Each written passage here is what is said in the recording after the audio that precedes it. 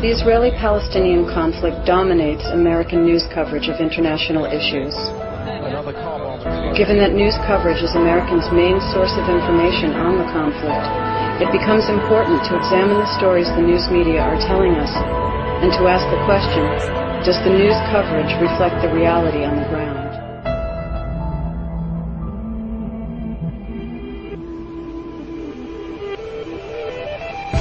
One form of this fabricated disagreement is the efforts to mystify the conflict, to envelop it in this ideological cloud, and to pretend that it simply can't be understood unless you have some grasp or the equivalent grasp of rocket science or particle physics.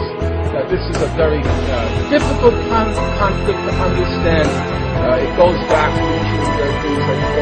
to biblical enmities, ancient hatreds, or more recently, clashes of religion. Oh, this rabbi lived in the old city of Jerusalem. Before 1948, he'll tell you how he lived coexisted with all the Arab neighbors, how they played beside each other.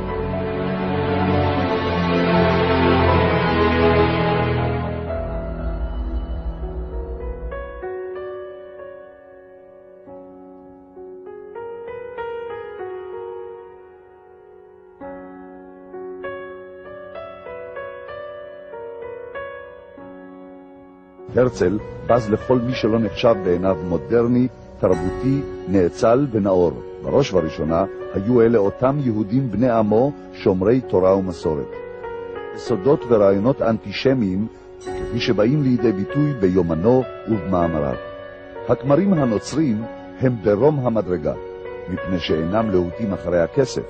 הנוצרים הפשוטים טובים הם מכמרי היהודים. יחס זה חושף למעשה את הפן האנטישמי בתורת הרצל. הרצל מספק תימוכים ולגיטימציה לרדיפה האנטישמית ואף מעודד אותה. רעיון מצוין עולה בליבי, למשוך אנטישמים ישרים ולעשותם מחסלי הרחוב. רעיון מצוין עולה בליבי למשוך אנטישמים ישרים ולעשותם מחסלי הרחוב היהודים. עד עכשיו לא יכול לדבר.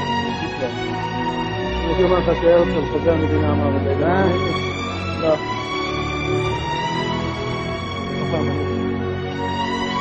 אבל הזרצל היה אנטישמי. אבל הזרצל היה אנטישמי. אבל הזרצל היה אנטישמי. אבל הזרצל היה אנטישמי.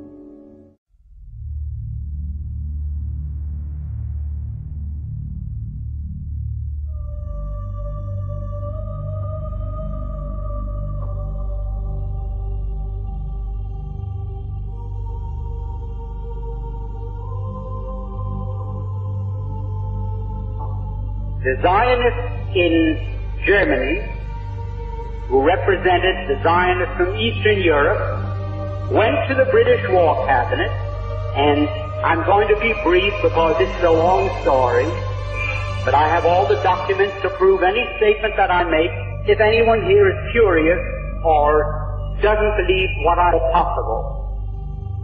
The Zionists in London went to the British War Cabinet, and they said, look here, you can yet win this war. You don't have to give up. You don't have to accept the negotiated peace offered to you now by Germany. You can win this war if the United States will come in as your ally.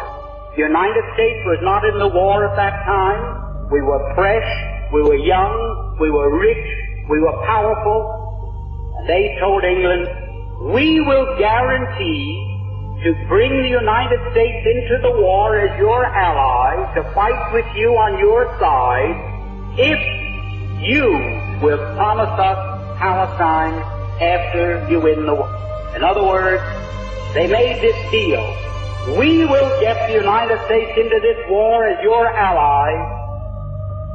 The price you must pay us is Palestine after you have won the war and defeated Germany, Austria-Hungary, and Turkey.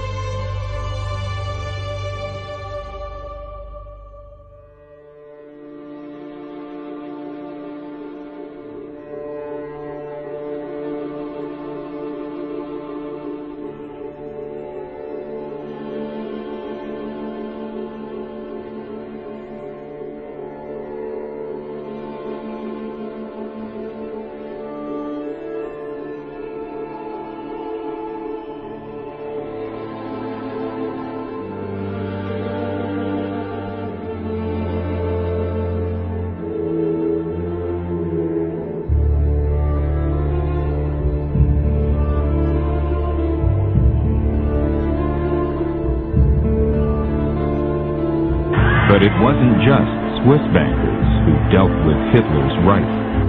While war raged, there were British and American bankers who continued to do business with the Nazis. The BIS channeled investments from the Allied powers into Germany for the expansion of her economy.